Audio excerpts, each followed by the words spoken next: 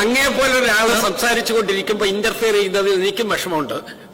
അതിനകത്തെ കണ്ടൻസിലോട്ട് പിന്നെ നമുക്ക് പോകാൻ കഴിയില്ല. അങ്ങേപോലുള്ള ഒരു നീതിമാൻ ആ ചെയറിൽ ഇരുന്നുകൊണ്ട് ഇരിക്കുന്ന ഘട്ടത്തിൽ ഇത്തരമൊരു കാര്യം സംഭവിക്കാൻ പാടുണ്ടോ എന്നുള്ളതാണ്. അതുകൊണ്ട് തന്നെയാണ് ബഹുമാനപ്പെട്ട പ്രതിപക്ഷ നേതാവ്.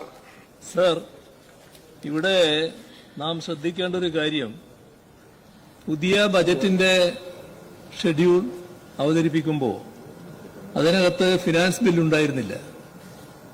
അത് കാണിക്കുന്നത് പുതിയ നികുതി നിർദ്ദേശം ആലോചിച്ചില്ല എന്നാണ്. അപ്പോൾ പുതിയ നികുതി നിർദ്ദേശത്തെക്കുറിച്ച് യാതൊരു ആലോചനയും ഈ ബജറ്റ് തയ്യാറാക്കുമ്പോൾ തന്നെ ഉണ്ടായിരുന്നില്ല എന്നാണ് വ്യക്തമാകുന്നത്. പക്ഷേ ഒരു സ്വകാര്യ മദ്യ കമ്പനിക്ക് അമിതമായ ലാഭം കൊയ്യാൻ പറ്റുന്ന അവസരം മെല്ലെ ഇതിൽ തിരികിയിരിക്കുകയാണ്. ഇത് ഗൗരവമായ വിഷയമാണ്. സർ, നാം കാണേണ്ടത് 251% നിലവിലുള്ള നികുതി, അതാണ് 120%ആക്കി കുറക്കുന്നത്.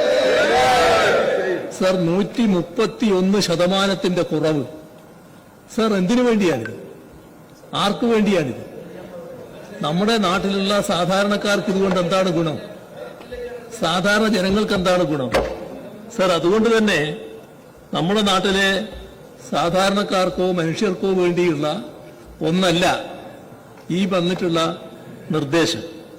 അപ്പോ ഇതിന്റെ ഗുണഭോക്താവ് എല്ലാവർക്കും അറിയാവുന്നതുപോലെ കർണാടകയിലെ ഒരു മദ്യ കമ്പനിയാണ്. ഇവിടെയാണ് പ്രശ്നം. സർ, ഇവിടെയാണ് പ്രശ്നം.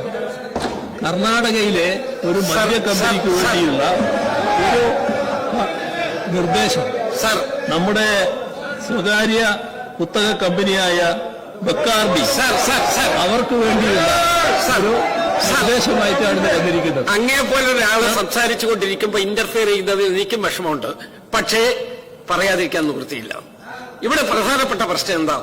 അടിയന്തര പ്രമേയത്തിലുള്ള സാധ്യത ഒഴിവാക്കി. അതിനകത്തെ കണ്ടൻസിലോട്ട് പിന്നെ നമുക്ക് പോകാൻ കഴിയില്ല. അങ്ങക്ക് വാക്കൌട്ട് ഉണ്ടെങ്കിൽ അങ്ങക്ക് ആ കാര്യം ഒരു വിവരം പറഞ്ഞ് വാക്കൌട്ട് നടത്തുന്നതിന് സ്വാതന്ത്ര്യമുണ്ടോ? സർ, ഞാനൊരു കാര്യം പറയാ.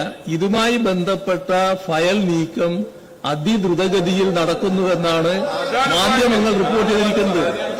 ഇത് വളരെ ഗുരുതരമായ ഒരു പ്രശ്നമാണ്.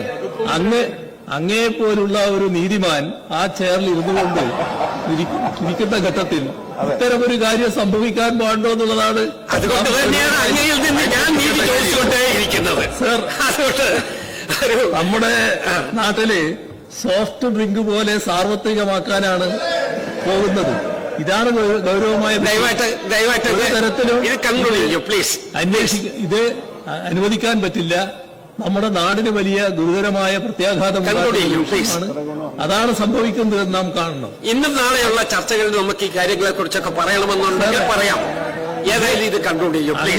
അങ്ങയുടെ റൂളിംഗ് ആണെങ്കിലും ഇതിന്റെ പിന്നിലുള്ള താല്പര്യം നമുക്ക് ഗവൺമെന്റിന്റെ നിലപാടാണ് എന്നുള്ളത് എല്ലാവർക്കും അറിയാലോ.